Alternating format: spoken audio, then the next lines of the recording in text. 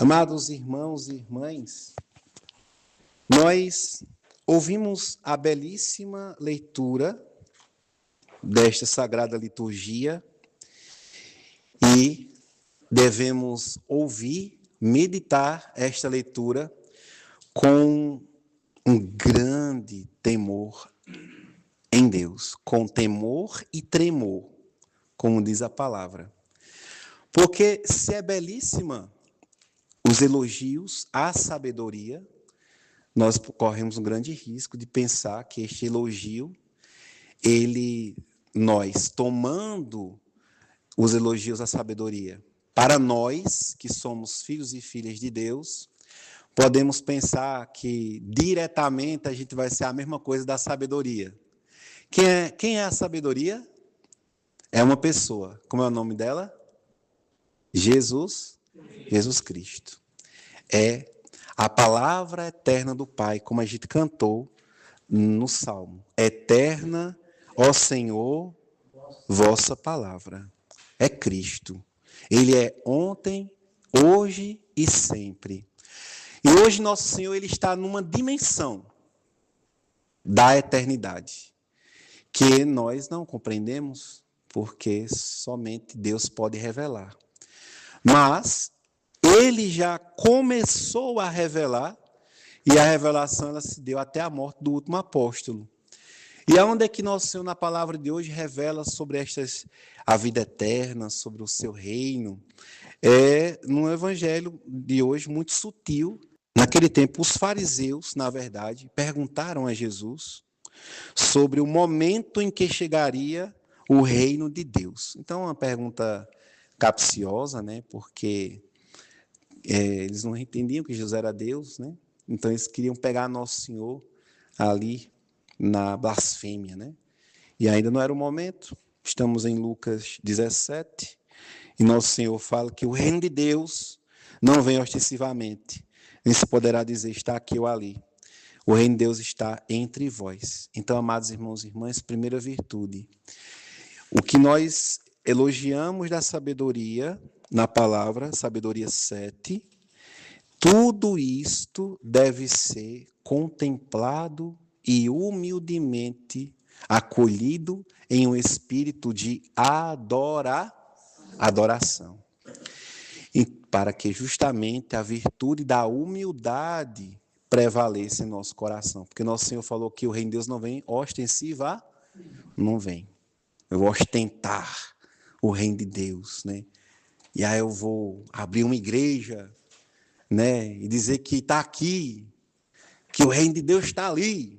Quantos canais você não assiste e não escuta um ou outro vendendo o reino de Deus? Diga lá. Poucos ou muitos? Muitos. Quanto é que custa o reino de Deus? Dou-lhe uma, dou-lhe duas. Olha aqui a pedra santa, o óleo santo, o lenço santo, né?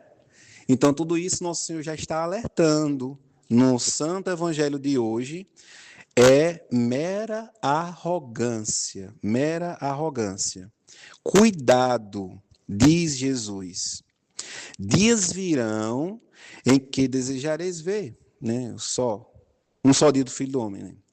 As pessoas vos dirão, olha aí, ele está ali.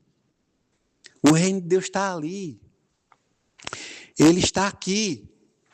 Jesus disse, então, não deveis ir, nem correr atrás. E nosso Senhor já tinha dito, porque ele está entre vós. Que bonito. Na única igreja deixada por nosso Senhor Jesus Cristo. Ele está no meio de nós. O Senhor esteja convosco. Ele está no meio de nós. Exatamente. Então, isso celebrando a Santa Comunhão, a Santa Eucaristia. Então, amados, vale a pena na nossa oração pessoal, quando a gente quiser louvar a Deus, aí a gente abre em Sabedoria 7, e não com as nossas palavras, mas com a palavra de Cristo, nós vamos repetir a Nosso Senhor e dizer assim: ó Senhor, que estás em espírito e em verdade, né? Espírito inteligente, santo, único, múltiplo, sutil, móvel, perspicaz, imaculado, lúcido e vulnerável, amante do bem,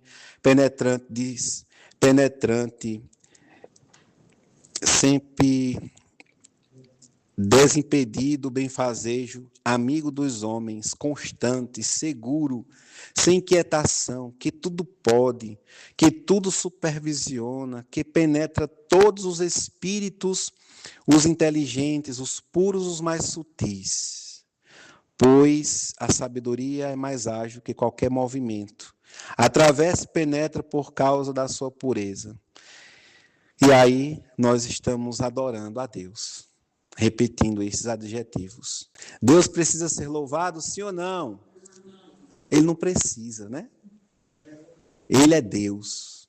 Mas, quando o Filho de Deus, batizado, o adora, o louva e o agradece, o que é que brota nas nossas almas? Brota santidade.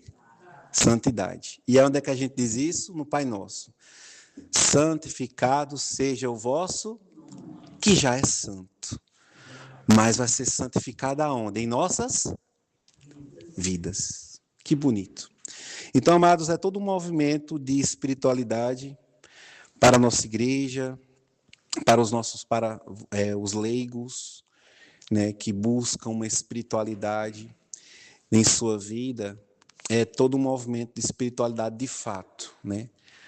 Esse movimento que nos inclina e nos torna, na graça de Cristo, dispostos a acolher a sua presença, com espírito de arrogância ou de humildade?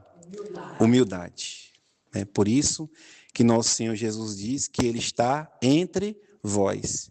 E este espírito, que pode ser os anjos, pode ser o Espírito Santo, que fala em nossas consciências, ele penetra os espíritos inteligentes, como diz a palavra, puros, os mais sutis. E aí, Deus Pai, o Filho e o Espírito Santo, ele nos criou com esta alma e colocou em nós este espírito inteligente, porque ele nos fez assim, dotados de amor, de adoração a ele, e a postura que é tanto que ele nos fez de pé, né? Com a capacidade de olhar para o céu.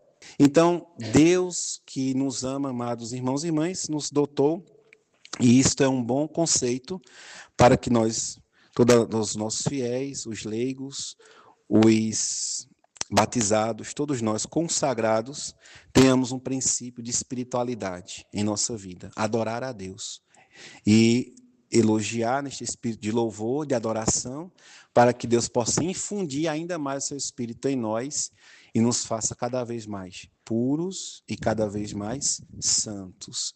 E a sutileza desta santidade é aonde ele vai habitar, muito sutil, discreto, agente, ele vai